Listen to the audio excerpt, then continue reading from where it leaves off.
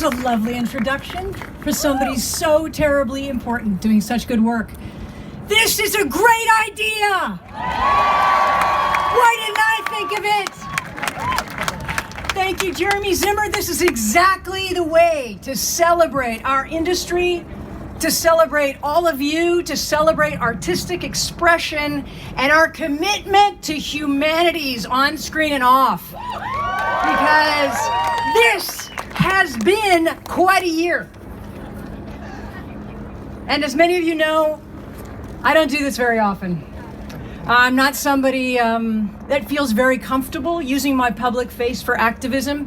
And so in my life, I've found the small ways, much like most of you, to serve and to show up and to give somebody a lift at the bottom of the hill when they're going to the top. And I've always made a subtle way, a quiet way, and a personal way. But this year is a very different year, and it's time to show up. It's a singular time in history. It's time to engage. And as the very, very dead Frederick Douglass once said, any time is a good time for illumination. And this is a time for illumination. I believe this time is filled with light. Yeah, I said it, not darkness, it's light. And it makes me so proud to see so many people engaging in the support for civil rights, in support of our traditions of fairness, freedom, and empathy. I don't know if you guys made it to the Women's March. Did you make it? Well, that was something. There we were, standing, all of us next to each other, and I'm 5'3". I can't see anything, except for thousands and thousands and thousands of people smiling and clapping and high-fiving and being gentle and speaking different languages and holding signs. And some of that message was diffuse. Some of it wasn't clear. Mostly it was saying, we're here. All of us, hundreds of thousands of us. And at a certain point when we couldn't vote forward, somebody said, let's turn right. Everybody turned right. We walked for 3 blocks. We came upon an avenue where everything was stopped. Buses, people standing on top of their cars, dancing, playing hip hop music, smiling, and picking up their kids in the street, holding them on their shoulders.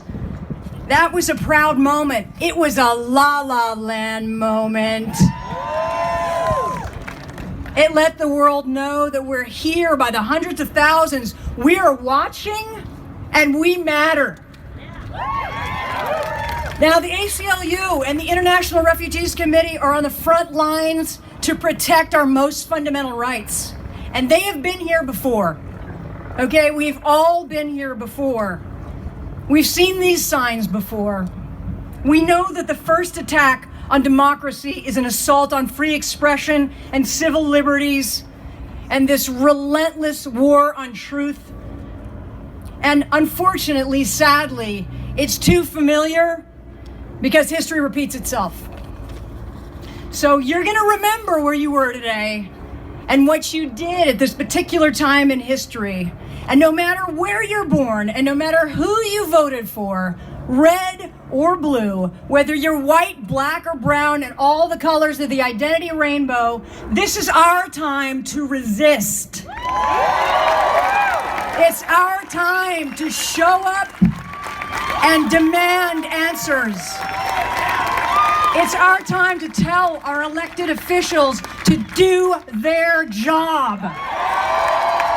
That we will not tolerate chaos, ineptitude, and warmongering. And that we're not going to give up the health of the planet or the health of our citizens. And that we're not going to sell out hard-working Americans to enrich those that hold the power strings. Because people get to speak out now. Because the White House is our house. It's the people's house. You know, that's what a president said to me when I went there. He said, welcome. This house belongs to you. And when we get to celebrate excellence in film like we're doing today, like we're doing this week, we can't forget that this industry is in the business of humanism. It's that compassion that makes us strong. It's doing the right thing that makes us just. And it's civil rights, yours, mine, theirs. It's all our business. So now, I got an idea. Let's get out there. Let's make some noise. Throw our arms around our very own community and show the world what we're made of.